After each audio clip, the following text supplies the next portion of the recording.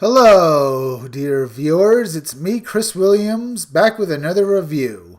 This time we're reviewing The Amazing Spider-Man 19, Part 3 of The Hunted. Now, this cover is pretty good. It was done by Edgar Delgado and Humberto Ramos.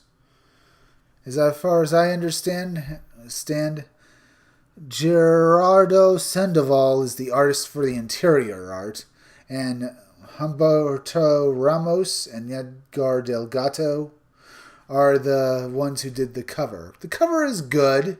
It shows the Rhino beating on Spider-Man, while the other villains jeer and Spider-Man and cheer the Rhino on. Now, this is also a lie because it has Sabretooth in it. Sabretooth is not in this comic book. Toad is, but he ain't. And we open up with the Black Cat and Billy Connors, the son of the Lizard. And the Black Cat is trying to relieve some of the pain Billy is in, trying to relieve the fear as well. And she says, "Just trust me." And she goes and asks the guard to come over. She says, "Excuse me, guard, you mind coming over here?" The guard is, of course, interested, and we move over to Kraven the Hunter. And we find out the younger version of Kraven wasn't actually a clone of him or Kraven himself somehow made younger. It's Kraven's son. Now, I had thought Kraven had killed him because he killed a mutated version of one of his sons, and he also ordered his daughter to kill the other one. Now, for some odd reason, if this is the same one Kraven ordered his daughter to kill, this Kraven's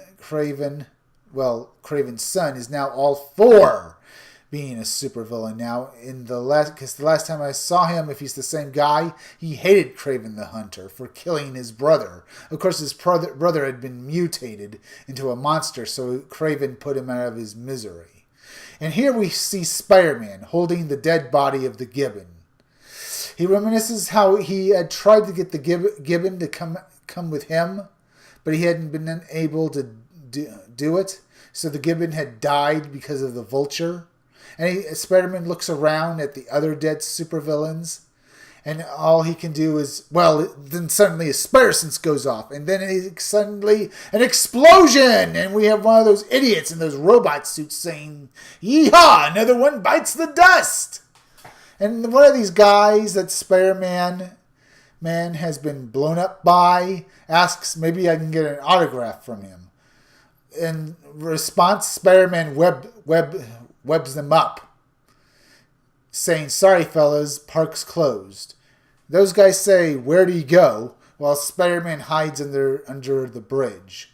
Spider-Man notices an arrow sign that has been marked down on the ground and on trees, various rocks and walls. He decides to follow them, and I guess those robots don't notice it. And Spider-Man goes off because he figures maybe he has help in this place, maybe another hero, or maybe someone has a plan. But what happens is those aren't just arrows; they're also V's, meaning the Vulture put them down. Now the Vulture is lying through his teeth.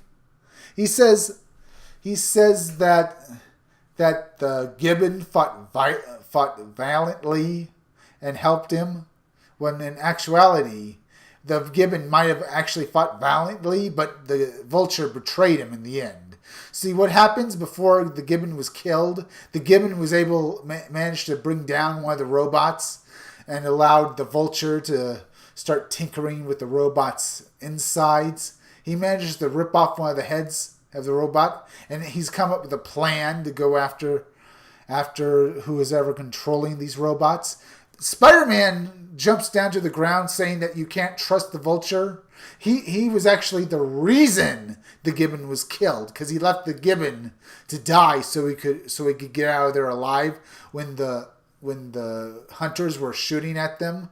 Of course, some of the villains don't really care, and the Rhino uses this opportunity to blame Spider-Man for allowing him to be captured and brought here. Spider-Man just manages to not be killed by the Rhino who's going to smash him when the Vulture says stop, that they can still use Spider-Man's help, or not to kill Spider-Man yet. While the Taskmaster goes up to Arcade, he's captured another animal-themed supervillain. It turns out to be the Lizard, who is probably out there searching for his son, Billy Connors. He's probably... Now, there are things going on in this comic I don't really understand, but it looks like they're setting up a mystery. The villains go off to fight the robots. All Spider-Man can do is web sling after them, maybe trying to help. I should have known they wouldn't trust me, he thinks to himself. And he also says, I have to get out of here. I have to save Billy Connors, and I have to save the Black Cat. Not to mention, I have to look out for Mary Jane. Something very bad is probably happening to her, either now or very soon to be. So he web slings around, trying to find a way out. He's either going to help the villains try to bring down the robots and beat up Kraven the Hunter, or he's going to escape by himself and see if he can't get Black Cat and Billy Connors out of there. But that's when one of the robots somehow manages to sneak up behind him. It's the guy who asks, hey, found you, how about that selfie? Okay, he didn't want an autograph. He just wanted a selfie. Well, I guess that pretty much means this guy is a total moron who's ever controlling him. But then again, Spider-Man pretty much says, you again, and starts wailing on the freaking robot. All the stress for the last few days finally managing to pour out of him as he beats the freaking robot into the ground. It's really satisfying to see Spider-Man wail on this idiot. And all he can says, you think this is fun? You want to hunt something? You want to kill something so bad? Well, why don't you try it on me now? And before Spider-Man can completely destroy this robot, can completely annihilate it, he hears a voice. It turns out it's the Black Ant. The Black Ant is acting weird. He acts too calm for someone who's been thrown into a life or death situation against his will. Almost as if he were expecting this. He says that Spider-Man should stop doing that. We still need that guy. He says to Spider-Man that there's a big plan going on.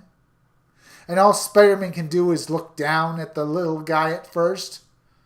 Before he responds to him, why would I do that, you little jerk? He says, just trying to stop you from doing something you'll regret. It's time you learn the truth about this place. And what happens is that this confirms my suspicions. There's something far bigger going on, and it will be continued in the next issue. I figure Kraven the Hunter has a plan, and this has to do with him and his son. Because in the first part of this issue, Kraven's son says to him, why are we using these people? These people destroyed our home country. And Kraven says, you have not seen the plan yet, my son. And yes, they do not have the right to partake in this hunt. And it looks like this hunt has far more to it, going with it, than anyone has guessed yet. Kraven has a plan, and he is apparently doing this to show his son something that'll be big. And this issue ends like this. It ends on this big what if, or what is going to happen next. And it really makes you want to tune in for the next issue. This series by Nick Spencer is very good, and it has a lot going for it, but it also has a lot against it too. Because as I've said, this seems to have a lot stolen from it from Kraven's last hunt. Okay, just the fact that Kraven was standing in front of an open coffin, it just put me off. But this issue tends to make me think that this might be going somewhere very, very good. We'll have to tune in with the next issue to find out. Now, I would say this comic was worth the price, but that's up to you to decide. Now, if you like this review, subscribe. Make sure you're still subscribed. Leave some comments. And leave a like. I'll be back again tomorrow with another review. And continue to watch my videos because you're helping in great independent content. And remember, as soon as I get enough subscribers and get enough people to give money to my Indiegogo, I'll be able to come out with my own independent comic book, Scumdogs. So check back for more news on my comic book. Bye.